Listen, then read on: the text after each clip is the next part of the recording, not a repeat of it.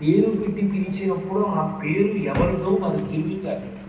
నామము పలికినప్పుడు నామి తిరుగుతాడు. భగవన్ నామము పలికినప్పుడు భగవంతుడు తిరుగుతాడు.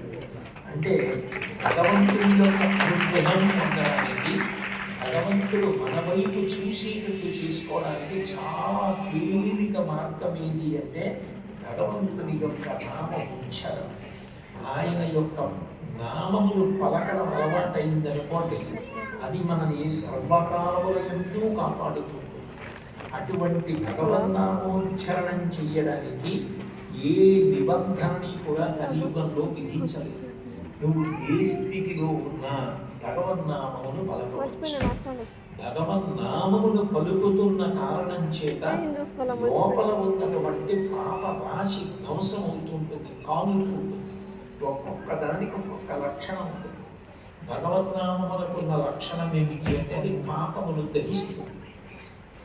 అందుకే బ్రహ్మహత్యానేక పాపాటములకు అగ్ని కీలలు హరినామ కీర్తనలు